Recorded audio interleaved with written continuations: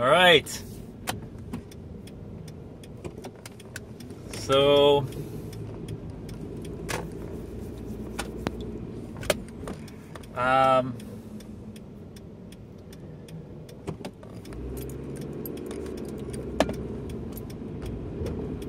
keep thinking about, well, I keep thinking about everything and how I could best help people. But my experience the other day really made me, I don't want to say gun shy, but gave me, helped me realize that, where the boundaries should lie. I can't do everything for everybody. I can't plant a seed and then give somebody all the water and fertilizer and sunshine they're going to need all at once. That's what I try to do. I realize that's what I try to do. When I help somebody, I try to help them completely. It's like, okay, this is everything you need. As a massage therapist, I used to do that to people. So they'd come in with a problem, and I would, okay, this is what you need to do. These are the stretches you need. These are the exercises you need to counterbalance, to overcome this. This is how you should have your, I'd give them all the ergonomics. You're sleeping in this posture. You need to, and this is how you fix it. I always blamed the people. Like, they're just not serious. They don't really want help. They just want to be a victim, or they just want attention for their problems. I don't know, a bunch of judgment, really. So now I know. I used to think of like the whole leading a horse to water expression. You can lead a horse to water, but you can't force him to drink. So I would lead him to water, I would think, by giving them all the information that they needed. But even in my own life, I can't just change my whole way of being overnight. Oh, somebody gave me all the information I need to solve this particular problem. I'm just gonna do that, and everything will be perfect. Kind of naive of me, I guess, but I think I got the message loud and clear now. I think I have the right metaphor.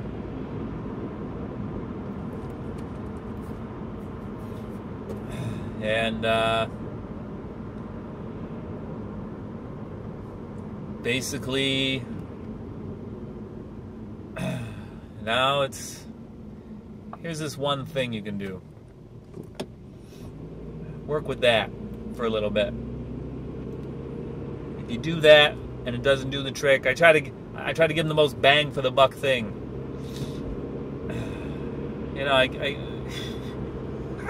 I give people these, oh, you're trying to lose weight, huh?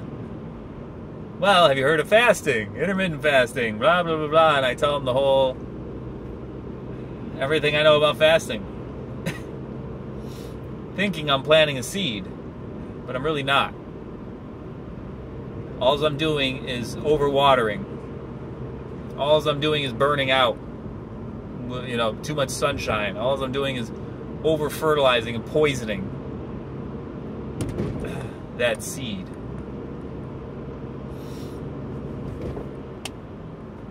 That's awesome. That is awesome. Because,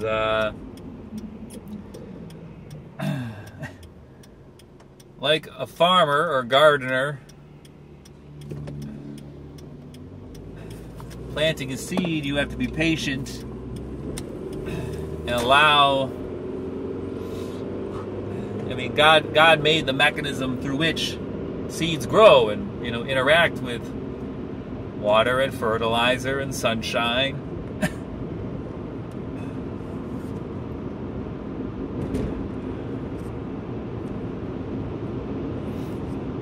So just planting the seed and letting the mechanism of spiritual growth that God has given us,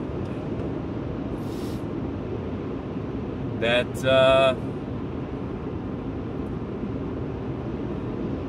just let that work.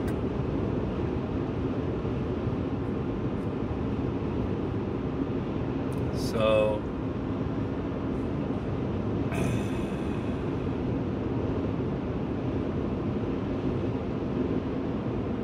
I guess what I'm doing, the lessons will have to be small and very specific.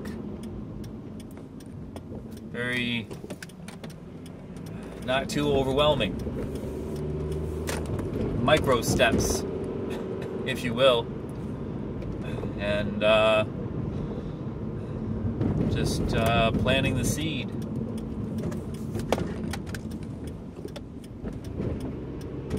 Great metaphor. But just good for me in general, the way I deal with people. I've been an over-helper, I guess. Me, I can hold a lot of information in my brain at the same time.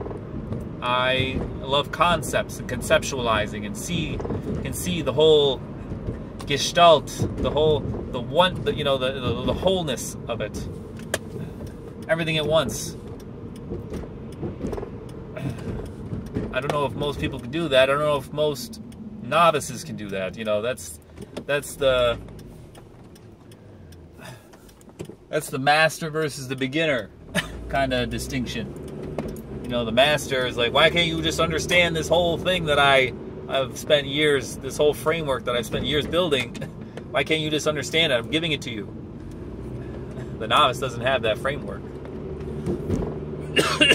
They've got, all they see is a bunch of different dots, and, you know, some things get in, and, you know, vague associations. No.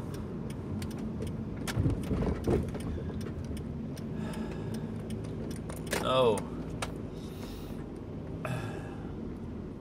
It's, you got to give them one thing at a time and then help them build the connection.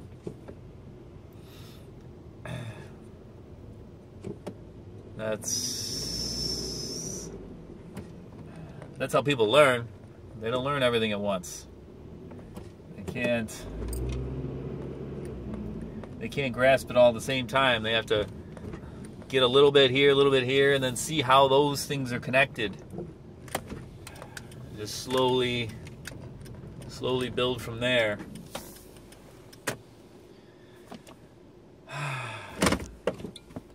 But that's very helpful. Just like planting a seed.